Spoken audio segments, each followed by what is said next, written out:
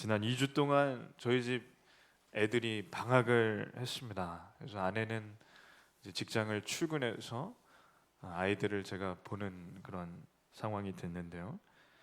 짜파게티도 끓여 먹고 또 아이들을 데리고 극장에 가서 영화도 한 편 보고 좋은 시간을 가졌습니다.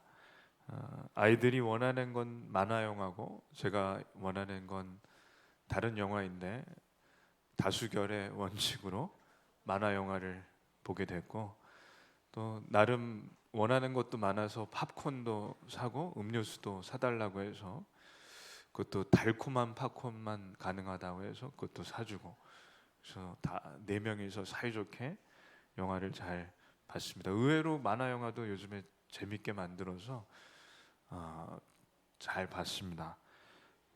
극장 전체에서 아들만 셋 데리고 온 아빠는 저밖에 없어서 이제 나갈 때 조금 괜히 이렇게 사람들이 보는 것 같고 그랬지만 그래도 즐거운 시간을 가졌습니다. 집에 돌아와서 그래도 설교 준비도 해야 되고 또 특별히 양육을 이번에 책을 써야 되기 때문에 시간이 좀 필요해서 아이들은 거실에서 놀게 하고 이제 사무실에서 일을 하는데, 애들이 이제 잘 놀다가 한 2시간에 한 번씩은 이제 비명 소리가 나는 거예요. 이제 싸우는 거죠. 장난감을 네가 가져갔네, 이건 내가 가져갔네, 이건 내 거다, 이건 네 거다 이러면서 싸우는데 누구 비명 소리일까요? 네, 그건 알 수가 없습니다. 골고루 나는데 세 명이 번갈아 가면서 소리를 지르는데, 저는 첫째, 둘째가 막내를 때리는 줄 알았더니 첫째가 둘째를 때리기도 하고 둘째가 셋째를 때리는데 막내가 겁도 없이 형들을 다 때리고 다녀요. 그런데 만만치가 않아요, 하율이도. 그래서 첫째가 몸무게가 2배입니다. 근데 어떻게 막내가 이길 수 있나 했더니 도구를 이용해서, 그래서 첫째가 맞아서 울기도 하고, 그래서 싸운 사람은 이제 벌을 서고 혼나는 거죠. 근데 혼난 다음에 1시간 아니면 2시간 되기 전에 또 비명 소리가 들립니다. 그러면 뭐 이유는 뭐 뻔해요. 장난감, 먹을 거. 이 2개 말고는 그다지 싸울 게 없습니다. 그럼 먹을 거를 형이 내 것까지 먹었다. 그럼 형은 한 입만 먹었다. 그래서 싸우고 또 혼나고, 이제 저녁을, 세상에 제가 아침, 점심, 저녁을 다 챙겨주는 놀라운 일이 있었는데, 이제 저녁 먹기 전에 그래도 집에 청소를 해라 그러면 청소를 하는데 첫째는 자기가 많이 했고 둘째, 셋째가 안 했다고 고자질하고, 고자질하면 고자질 했다고 혼나고, 청소 안 하면 청소 안 했다고 혼나고, 하루에 평균 5번 정도 혼납니다. 그러다 TV를 좀 보여주는데 그때가 제일 조용하고 행복한 시간이죠. 1시간만 보기로 했는데 1시간이 지나면 10분만 더 보여달라고 간곡하게 부탁을 합니다. 그럼 10분만 더 보여주면 또 10분을 더 보여달라고 안마를 해주겠다고. 그래서 10분을 더 보여주면 안마를 안 해주는 거죠. 그래서 이 아이들하고 2주 동안 보내면서 참 즐거웠는데, 나중에는 이제 뭐 하도 할 게 없으니까 이제 레슬링을 좀 하자고 해서 또 레슬링을 합니다. 그러면 이제 3명이서 달려들으면 이게 또 만만치가 않은 거죠. 그래서 그냥 힘도 없고 그래서 져줬더니 2주 동안 매일 레슬링을 하자고 져줬는데 자기들이 이겼다고, 아빠는 아무것도 아니라고, 엄마가 오면 아빠는 아무것도 아니라고, 그래서 자기들이 이겼다고. 그래서 드디어 지난 수요일에 방학이 끝났습니다. 할렐루야가 나오더라고요. 예, 같이 있는 것도 즐거운데 또 끝나는 것도 괜찮습니다. 그래서 다음 여름 방학이 좀 천천히 오기를 바라고, 방학 동안에 아이들과 보내면서 하나님을 많이 생각했습니다. 오늘 말씀을, 저희가 보고 있는 말씀을 많이 생각하게 되는데, 아이들이 참 하나님 생각을 많이 하게 해주는 거예요. 분명히 아이들이 어제 싸웠는데 싸운 이유가 장난감 때문에 싸웠는데 오늘 또 싸우고 혼납니다. 이유는 장난감 때문이죠. 어제 청소와 정리를 안 해서 싸워서 혼났는데 오늘 또 청소와 정리를 안 해서 혼나고, TV를 너무 많이 봐서 혼났는데 그렇다고 너무 혼내지는 않습니다. 필요할 때만 혼냅니다. 근데 TV를 어제 많이 봐서 혼나면 오늘 좀 덜 봐야 되는데 또 많이 봐서 혼나고, 말씀해 보니까 이스라엘이 잘못을 하고 하나님께 혼난 다음에 얼마 안 있다가 혼난다는 걸 아십니까? 만나가 맛없다고 하나님께 원망했다가 혼났어요, 분명히. 그 다음에 뭐라고 하냐면 고기가 없다고, 왜 고기를 안 주냐고 해서 혼납니다. 그러면은 고기를 주면 좀 만족할 만한데, 너무 웃기는 건 고기를 한 달 동안 줬더니 고기가 지겹다고 또 원망을 해요. 뭘 그렇게 원망을 많이 하는지. 그러다가 며칠 안 지나서 물이 없다고 또 원망합니다. 그리고 또 혼나요. 그래서 이 성경에 나오는 이 말씀을 보면 이게 굉장히, 이 단어를 보면 이렇게 굉장히 거룩해 보이는데, 이 사람들이 하는 짓을 보면, 하는 일을 보면 저희 집 애들하고 그렇게 큰 차이가 안 난다는 거죠. 유치원 정도 된다. 가끔 신기한 일이 있는 거는 뭐냐면, 저희 집 아이들하고 이제 방학을 지내면서 장을 한번 또 보러 갔는데, 아들 셋 데리고 장 보러 가면 좋은 게 있습니다. 시식하는 분들이 굉장히 긍휼하게 여깁니다. 저는 그런 생각을 안 하는데 그분들은 제가 혼자 산다고 생각하는 것 같아요. 왜 그런지 모르겠어요. 그래서 그분들이 시식을 하면 애들을 2번, 3번 주는 거예요. 저는 달라고 하지 않았는데, 그래서 그렇다고 그분들에게 저는 혼자 사는 게 아니라고 할 수는 없으니까, 뭐 애들이 주는 대로 받아 먹으니까 뭐 그것도 좋은데, 아니요, 그분들이 그렇다고 저한테 혼자 사냐고 물어보진 않는데 그냥 느껴지는 게 있습니다. 이건 같이 가보시면 알 거예요. 그래서 혼자 안 산다는 얘기를 할 수도 없고, 어찌됐든 그분들이 많이 줘서 좋긴 한데, 이제 장을 보고 집에 올 때 차에서 내리면, 이제 한 애들이 더 어렸을 때는 없었던 일이지만 요즘에 처음 있는 일이, 가방을 하나씩 드는 거예요. 그리고 박스를 하나씩 들어요. 그럼 예전에는 제가 3개, 이제 3개, 4개를 사면 2번을 옮기거나 그래야 되는데 한 번에 다 해결이 되는 겁니다. 그러면 그 전까지 혼냈던 그 잘못들이 있잖아요. 다 괜찮아지고, 그 하루는 얘네들이 짐을 옮긴 기특한 애들로 끝나는 겁니다. 그러니까 하루 동안에 10번을 잘못했어도 가방 한 번만 옮겨줘도 얘네들은 착한 애들이 되고, 안마 한 번만 해줘도, 안마가 시원하지도 않지만 안마를 한 번 해줘도 그 하루는 얘네들은 굉장히 착한 애들이라고 해서 끝나는 거죠. 이 애들이 장을 사오면 꼭 자기들이 원하는 걸, 과자를 사오거나 하는데, 놀라운 기적은 뭐냐면 이 자기가 사온 과자를 동생에게 하나씩 이렇게 주는 거예요. 그 모습을 보면 얘네들은 천사 같기도 합니다. 그러다가 또 싸울 때는 악마 같기도 하고. 그래서 하루에 5번 정도 평균 혼나는 것 같은데, 5번 혼나도 한 번 잘하면 한 번 잘한 것만 기억이 남습니다. 못한 건 다 까먹습니다. 그래서 성경을 볼 때 하나님을 저희가 이해할 수 있는 좋은 방법은 하나님이 아버지라는 거죠. 저희가 그렇다는 겁니다. 하나님 앞에 한없이 모자르고 실수도 많지만 하나님 보시기에 가끔 잘할 때도 있습니다. 그러면 어떻게 하시냐면, 하나님께서는 못한 건 다 잊어버려 주시고 저희가 잘한 것을 기억해 주십니다.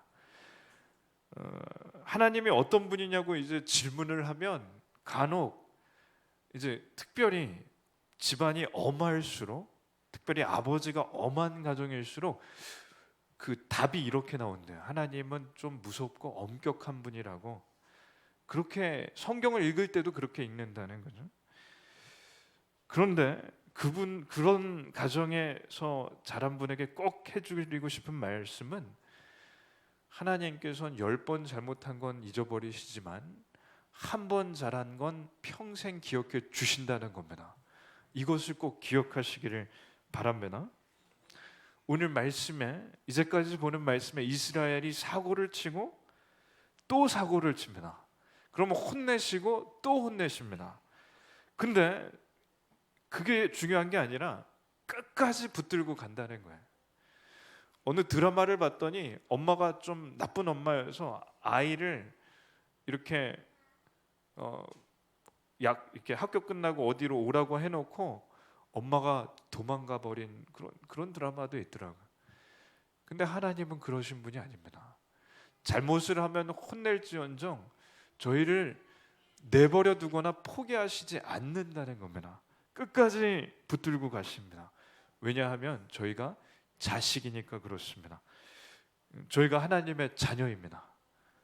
이것을 기억하시면 어느 순간 언제라도 이것만 기억하시면 가장 고민이 됐던 것이 그때 풀릴 수가 있습니다.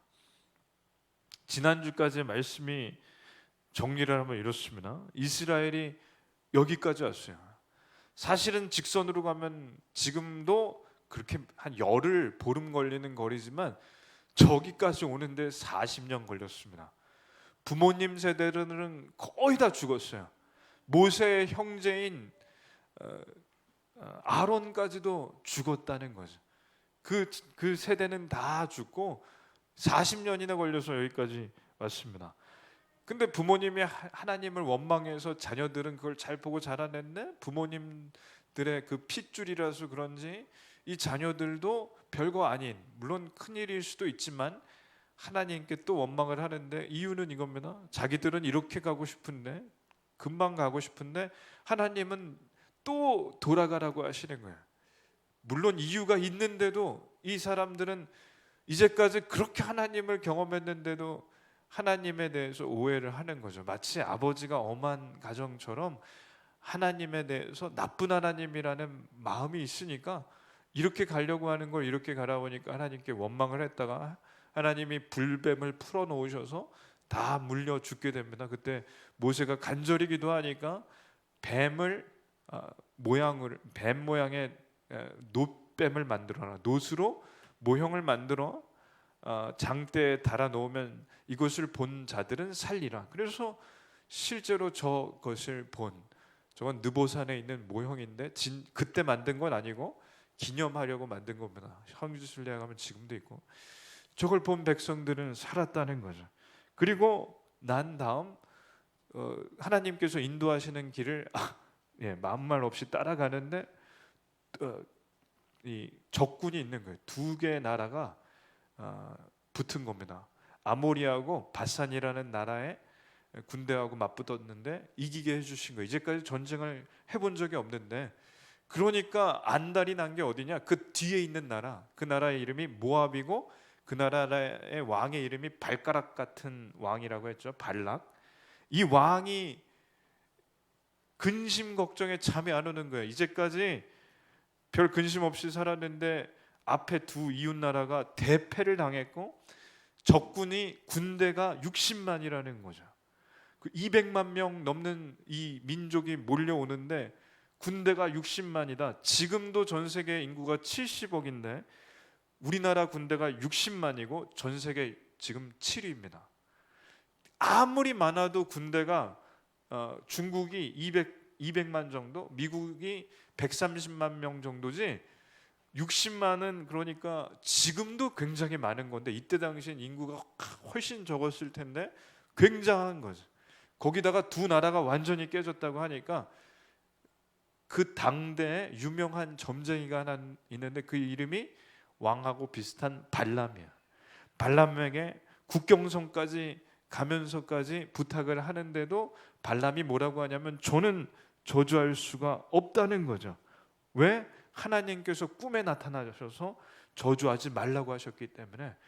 저 민족은 내가 복을 이미 준 민족이다, 저주하지 말라.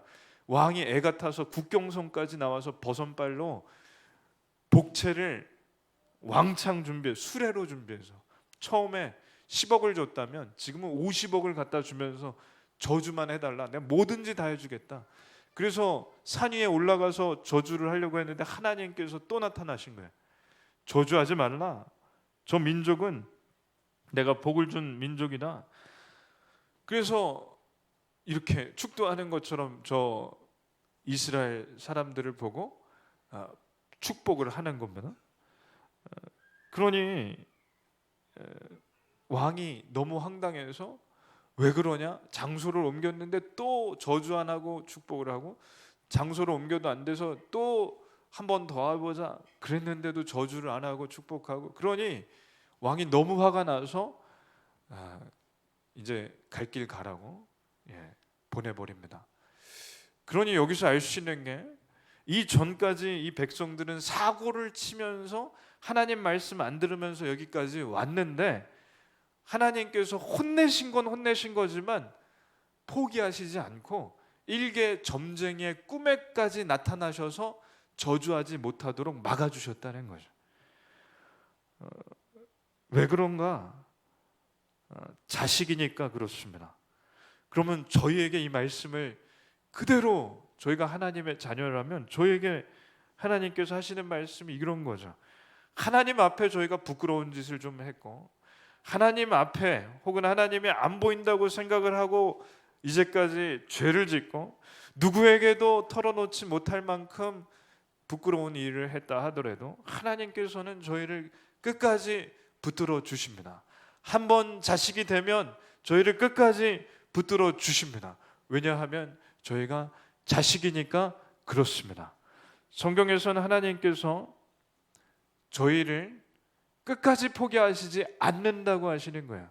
다만 성령을 회방한 죄와 한 번 비추임을 받은 사람이, 히브리서에 보면 하나님의 일을 막고 하나님의 성령을 회방하는 사람은 하나님께서 도저히 어떻게 할 수는 없으십니다. 그러나 그런 성령을 회방하는 죄가 아닌 이상 하나님은 저희를 끝까지 붙들고 가실 겁니다. 그러나 이러한 내용을 전혀 모르는, 하나님께서 저렇게 막아주신 걸 전혀 모르는 이스라엘 백성은 너무 안타깝게도 또 사고를 치는 거예요. 하나님께서는 이렇게 돌아가라고 하셔서 전쟁에서 3번이나 승리하게 해주셨습니다. 그러면 하나님께서 승리해 주셨다고 믿으면 하나님 앞에 잘할 만도 한데, 여기에서 3연승을 거둔 다음에 어디를 가냐? 여기를 갑니다. 여기가 어디냐면 시딤이라는 거예요. 시딤은 저 옆에 볼 때 예루살렘이라고 보이실 텐데, 이제 가나안 땅의 코앞까지 왔습니다. 그냥 저 옆에 느보산도 보이시죠? 그러니까 이제 다 온 거예요. 이제 진짜로 다 왔어요. 참 성경 창세기부터 여기까지 오기 힘들었습니다. 근데 정말로 다 왔습니다. 이제 바로 앞에 가면 돼요. 근데 여기서 뭘 하냐면 우상을 숭배합니다. 시딤에 있는 마을 중에 이름이 바알부올이라는 마을이 있는데, 여기는 바알을, 우상 바알, 하나님이 아닌 우상인 바알을 섬기는데 일가견이 있는 마을이에요. 여기 가서 바알이 있는데 거기 가서 또 엎드려서 낼름절하고 거기 사람들 중에 여자들과 잠자리를 합니다. 하나님께서는 하지 말라고 하셨어요. 우상 숭배, 너는 나 외에 다른 신을 섬기지 말라고 하셨는데 여기에 가서 또 엎드려서 절합니다. 여기엔 또 뒷사정이 있는데, 이렇게 만든 이 덫을 놓은 사람이 누구냐면 발람이에요. 발람은 잘 아시듯이 점쟁이죠.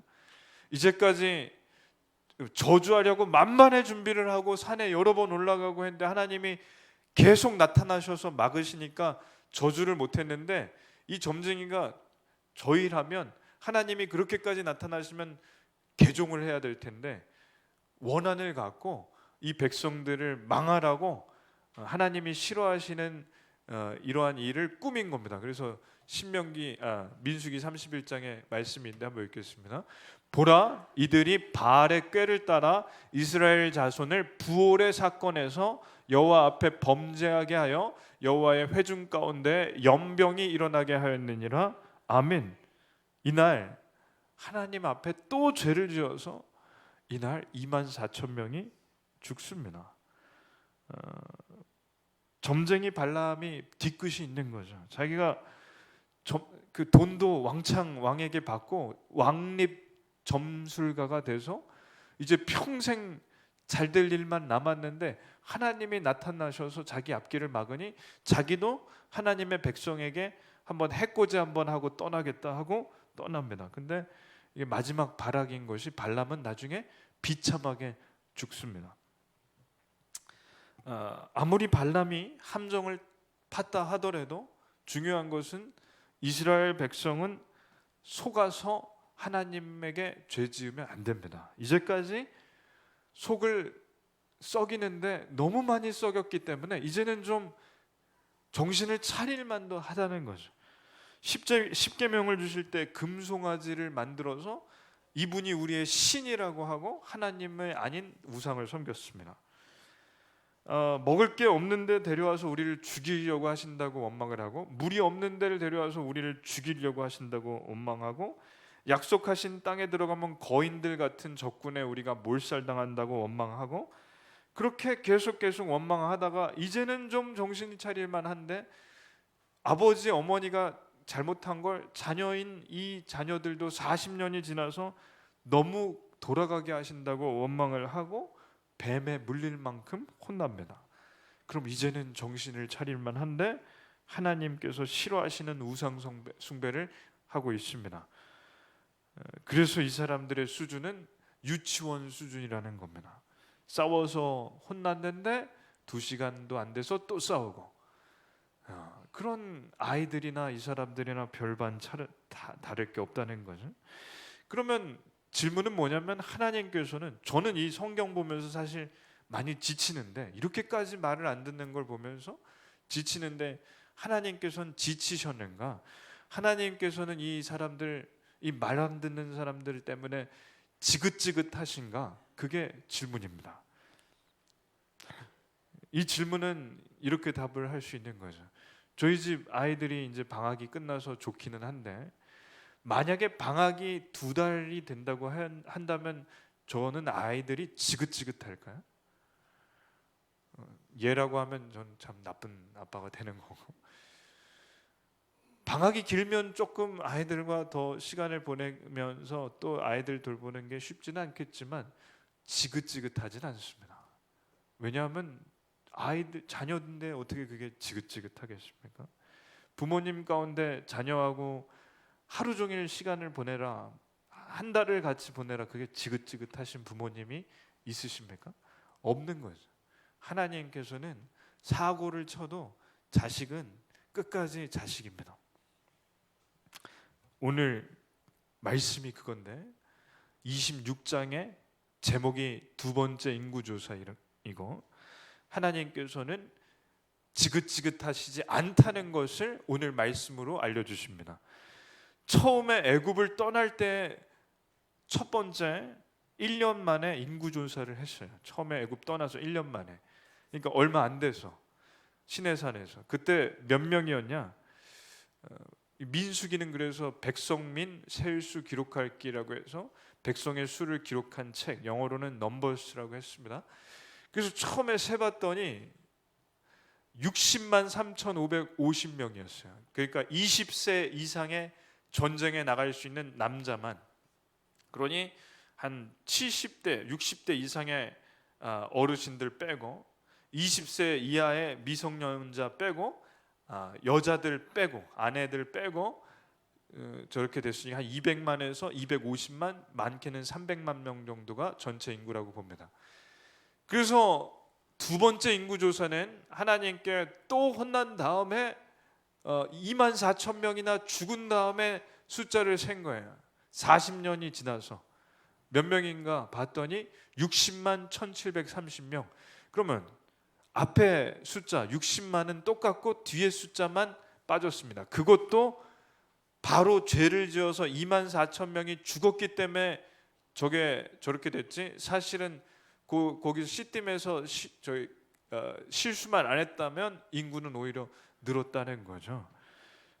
그럼 이게 무슨 뜻인가? 전체 인구가 하나도 안 줄었다는 겁니다. 뭐 1000명 정도야 그거고 60만이 됐다는 겁니다. 그러면 하나님께서는 당신의 자녀가 아무리 속을 썩여도 인구를 끝까지 줄이시지 않았습니다. 그래서 출애굽한 다음에 1세대가 다 거기서 죽었을 지언정 힘들게 광야를 거쳐오면서 물이 없는데도 음식이 없는데도 인도에 주셨다는 겁니다. 실제로 성지순례를 가보면 광야를 갈 때 이런 얘기를 하시는 거예요. 일주일만 거기에 있어 보면 하나님께 원망을 한 이유를 알 수 있겠다고. 왜 그러냐? 자, 처음에 광야에 애굽을 떠났을 때 이런 광야입니다. 그래서 1년 동안 열심히 갔더니 여기입니다. 3년 동안 열심히 갔더니 여기입니다. 10년 동안 열심히 갔더니 이래요. 20년 동안 열심히 갔더니 이렇고 신광야가 나오고 40년을 보냈더니 이렇습니다. 그러니 여기서 일주일만 있어도 너무 힘들다는데 저기서 40년을 지난 사람들이 왜 직선으로 가고 싶은지 아시겠나요? 왜 돌아가는 게 지긋지긋한지 아시겠나요? 속으로만 원망하지 않고 겉으로 원망하는 이유를 저기 가서 일주일만 있으면 알 수 있다는 거죠. 근데 원망을 하는 게 중요한 게 아니라 하나님께서 이런 땅에서 60만 명 전체가 200만 명을 데리고 나와서 여기서 200만 명이 이 땅을 다 지나고도 200만 명을 유지시켰다는 것은 하나님께서는 자식을 끝까지 붙들고 가신다는 겁니다. 그 자녀가 설사 말을 안 듣는 자녀라 할지라도 그렇습니다. 리더십 분야의 대가인 존 맥스웰이라는 분이 있어요. 교수님인데 이분이 쓴 책이 작은 시작이라는 책이 있습니다. 여기서 일화가 하나 있는데 이런 거예요. 사람들이 많이 모여있는 광장에 한 사람이 단상에 올라서 $50짜리, 그러니까 우리나라로 하면 5만 원짜리 지폐를 이렇게 흔들면서 이거 가져가실 분 했더니 다 손을 들었다는 거예요. 몇천 명이. 이 단상에 올라간 사람이 이 $50를 막 꾸기더래요. 꾸기고 이제 구기고 이렇게 폈어요.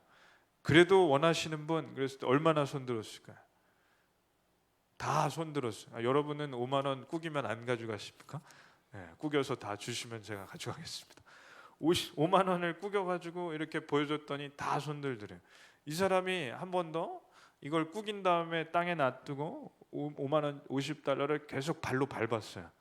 계속 발로 밟아서 이제 발자국이 남았어요. 다시 들어서 가져가실 분? 그랬더니 사람들이 몇 명이 손 들었을까요? 네, 처음에 손 든 사람 다 손 들었다는 거예요.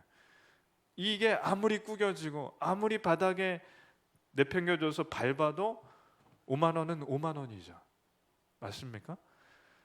무슨 뜻이냐면 하나님께서는 저희가 아무리 이 땅에 떨어져서 구르고 밟히고 심지어 침뱉음을 받는 정말 땅끝까지 내려간 상태라 할지라도 하나님께서는 여전히 저희를 포기하시지 않습니다.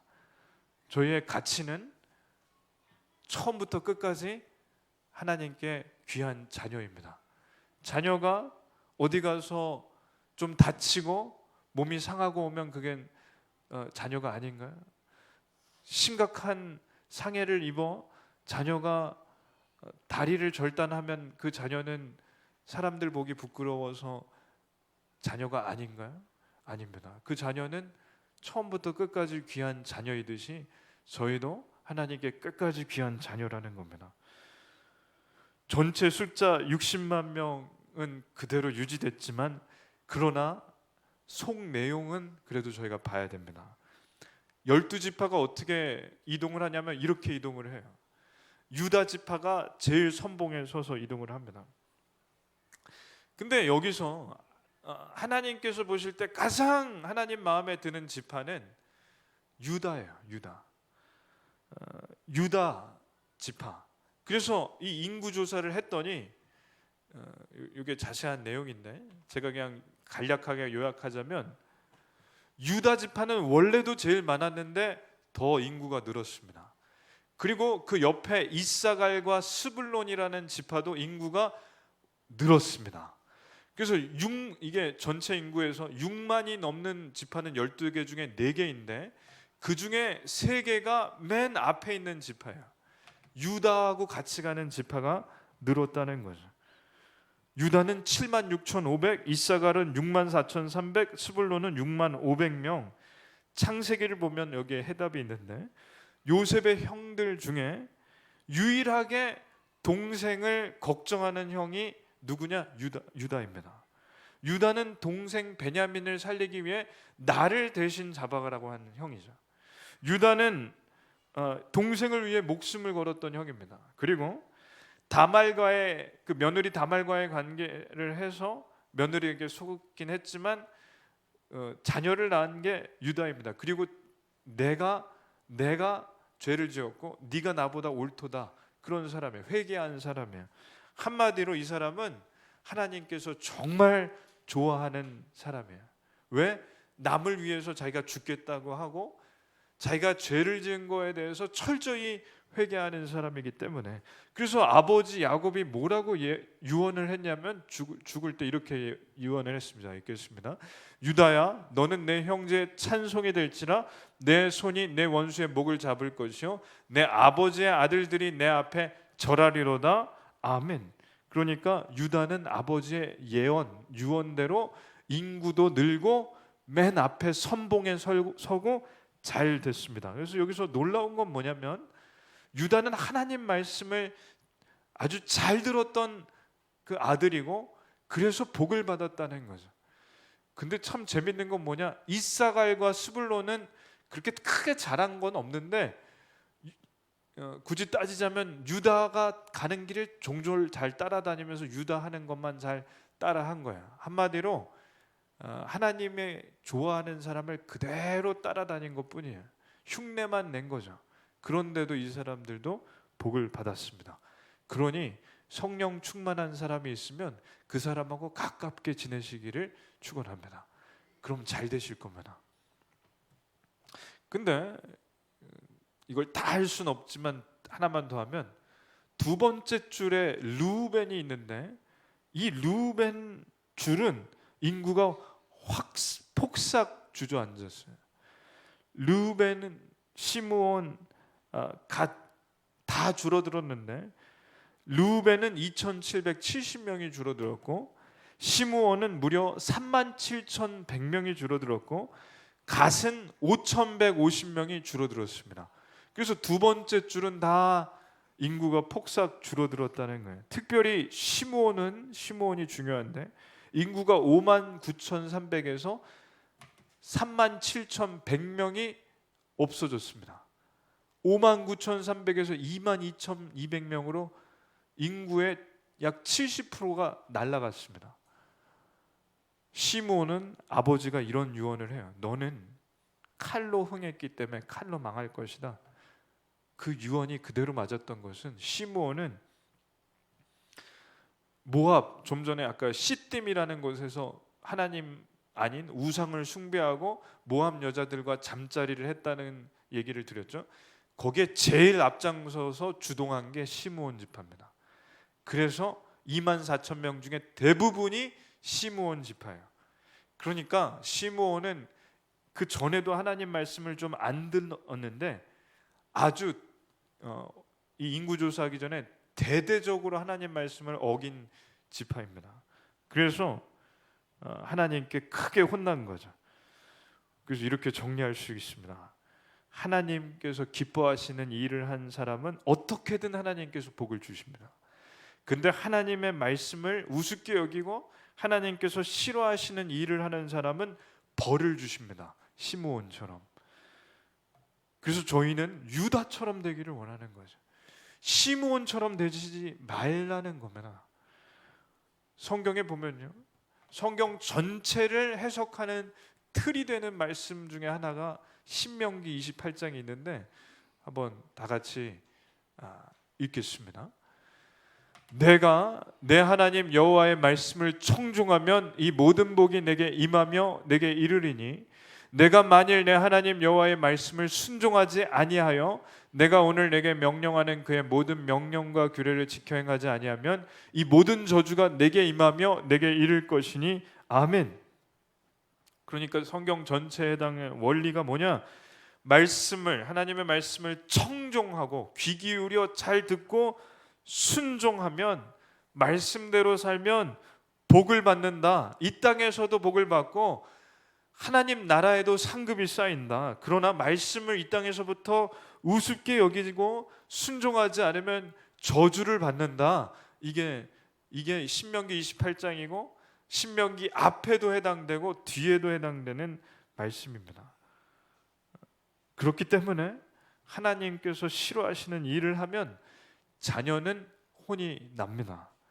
그리고 크게 잘못하면 크게 혼이 납니다. 저희가 하나님의 자녀인데, 그래서 저희가 잘못하면 하나님께서 혼을 내십니다. 근데 이유가 중요합니다. 이유는 잘 되라고 혼을 내주십니다. 저희가 잘 되라고 혼내시지 망하라고 혼내시는 건 아니라는 게 제일 중요한 거죠. 그래서 오늘 말씀이 결론을 내야 되는데 헷갈리시겠지만, 하나님 말씀대로 살면 복을 받고 하나님께서 싫어하시는 일을 하면 혼을 낳는데, 그럼에도 불구하고 혼내시지만 자식은 포기하시지 않습니다. 하나님께서 싫어하시는 일을 한다 하고 10번 잘못해도 회개하면 깨끗이 잊어주시고 한 번 잘한 것은 끝까지 기억해 주십니다. 올 한 해 하나님께서 저희를 인도해 주실 것을 기대하고 믿습니다. 저희를 어떻게 써주실지를 기대합니다. 그러면 혹 잘 되라고 하나님께서 혼내실 때도 있다면 끝까지 붙들어 주시고 가시는 하나님을 믿으시기를 축원합니다. 잘하면 복 받고 못하면 혼나지만 용서해 주고 회개할 때 끝까지 붙들어 주시고 가실 줄로 믿습니다. 기도하겠습니다. 하나님 감사합니다. 오늘 말씀을 통하여 자꾸만 하나님 말씀에 거역하고 말 안 듣고 혼나는 백성들을 볼 때 꼭 저희들의 모습을 보는 것 같습니다. 그러나 저희가 실망하지 않을 것은 혼내실지언정 저희를 버리시는 것이 아니고 저희가 잘 되라고 혼내신 다음 저희를 쓰시기 위함임을 믿습니다. 저희가 잘 되기를 바라시는 하나님 아버지를 좋은 아버지로 믿게 주시옵소서. 올 한 해를 기대합니다. 예수님의 이름으로 기도드립니다. 아멘. 찬송 621장 드리며 준비한 예물 올려드립니다.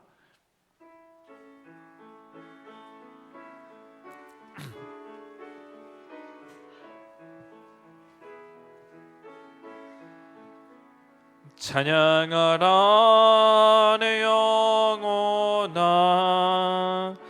찬양하라 내 영혼아,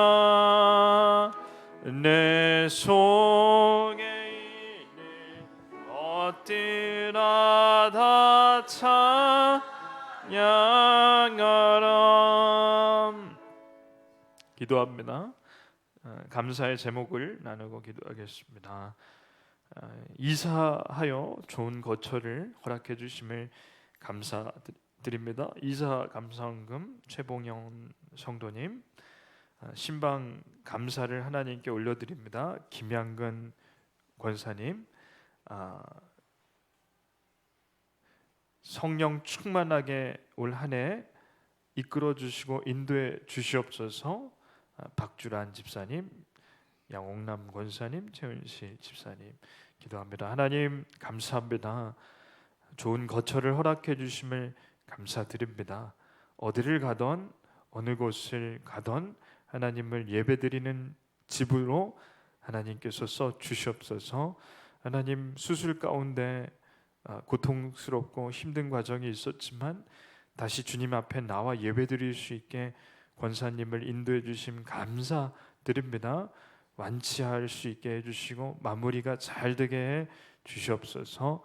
성령 충만하게 주시옵소서. 하나님께 올려드린 여러 신년 감사 헌금 11조와 건축과 후원 헌금 하나님 받아주시고 교회와 교단과 여러 필요한 것을 위해 잘 쓰게 해주실 줄 믿습니다. 예수님 이름으로 기도드립니다. 아멘.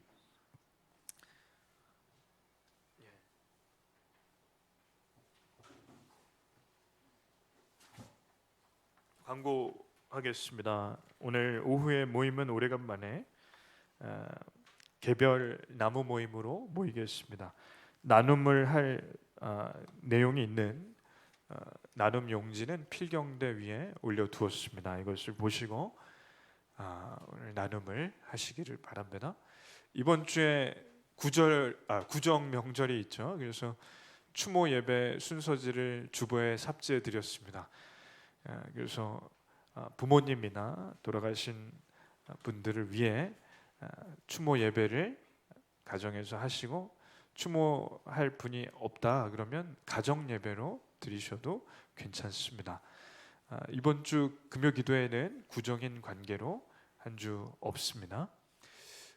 새벽 기도에 차량을 좀 운행하겠습니다. 매주 수요일과 목요일에 운행을 할 계획이니 오실 분들은 꼭 저에게 알려주시면 새벽에 차량을 잘 운행하겠습니다.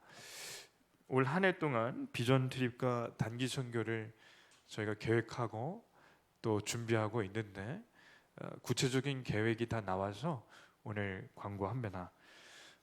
조금 광고를 할 테니까 들어주시기를 바랍니다.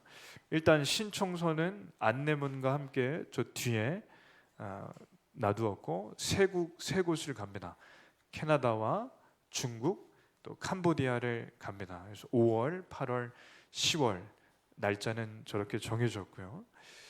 보통 주일 오후 저녁에 가서 토요일 날 오는 혹은 월요일에 가서 토요일에 오는 그런 스케줄을 만들었습니다. 특별히 소개를 한 곳씩 좀 드려야 될 것 같아서 캐나다 비전 트립은 노크 교회와 연합을 해서 가고 정영민 목사님이 인솔을 해 주시기로 했습니다. 장소는 밴쿠버와 캐나다 로키 산맥인데 저희가 가는 목적은 저기 희망의 집에 밴쿠버의 노숙자들을 돕는 사역을 하시는 김용훈 목사님의 사역을 듣고 귀한 그 간증과 말씀을 듣는 시간에 갔습니다. 또한 하나님께서 만드신 이러한 대자연을 보면서 피조물인 우리가 창조주이신 하나님의 사랑을 깊게 느낄 수 있는 그런 시간이 될 겁니다.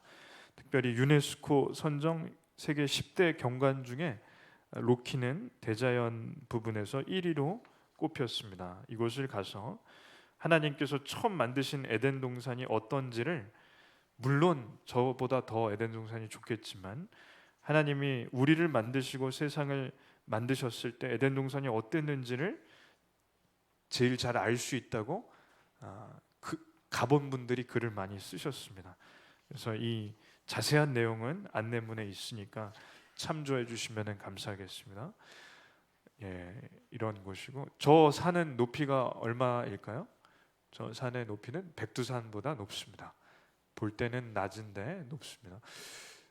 여기가 백두산이고 중국 비전 트립을 갈 예정입니다. 8월에 특별히 장소는 6일인데 비행기가 워낙 또 짧기 때문에 이곳은 좀 부담이 덜 하실 거예요. 장소는 연변, 훈춘, 용전, 용정, 백두산이고 인솔은 지연호 선교사님과 우리 협력하고 있는 지연호 선교사님 그리고 임재한 선교사님이 두 분 다 가셔서 올리브 선교회가 같이 함께합니다. 노크 교회도 함께합니다. 8월 3일에서 8일까지 가는데 하나님께서 만드신 아름다운 백두산, 천지와 장백 폭포를 볼 수 있습니다. 그리고 윤동주의 생가를 방문하여 믿음의 모델인 윤동주 씨의 윤동주님의 삶을 볼 수 있고 배울 수 있습니다. 또한 연변과기대를 방문하여 우리나라 한국교회가 중국 선교 사역을 어떻게 했는지 저 학교를 통해서 놀라운 일이 많은데 이러한 사역을 볼 수 있게 됩니다. 그리고 사랑의 집을 방문하고 사역을 돕고 두만강에 있는 두만강 공원과 도문다리를 방문하고 또 탈북민 사역의 현실을 보면서 저희가 도울 수 있는 일을 돕습니다. 2월 23일까지 신청을 해주시면 감사하겠습니다. 마지막으로 캄보디아 선교를 10월에 갑니다. 장소는 캄보디아 캄퐁참이고 지난해 갔다 왔던 캄퐁참의 예수초청교회를 갑니다. 김성태, 진선미 선교사님이 계시고 사역하시고 인솔자는 저와 박찬열 목사님이 합니다. 작년에 다녀왔기 때문에 큰 무리는 없을 거라고 생각합니다. 가는 목적은 캄퐁참 예수초청교회 현지 사역을 돕고 의료 봉사를 통해 의료 사각 지역에 있는 주민들을 치료합니다. 그리고 그 일을 통하여 전도의 문을 여는 데 있습니다. 여름 성경 학교 그리고 마을 어린이 전도 집회를 저렇게 합니다. 이렇게 진료를 보고 그리고 예수초청교회 건물과 그 제자교회가 지교회가 3개 정도가 있는데 저희가 가서 건물을 보수하고 지원하는 일도 합니다. 그리고 귀한 선교사님 부부를 교제하고 위로하고 응원해 드리는 목적도 있습니다. 그래서 올 한 해 동안 시간까지 넣어서 스케줄을 넣었습니다.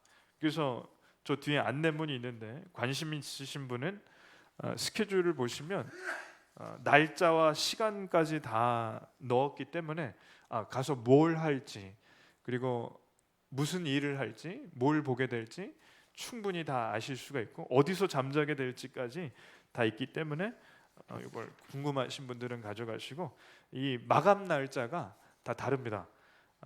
캐나다는 2월 16일, 중국은 2월 23일, 그리고 캄보디아는 5월 31일. 그리고 이제 재정을 이제 내는 날도 조금씩 다 다르기 때문에 이걸 꼭 참조하셔야 하실 수 있고 신청서를 내셔야만 하실 수가 있습니다.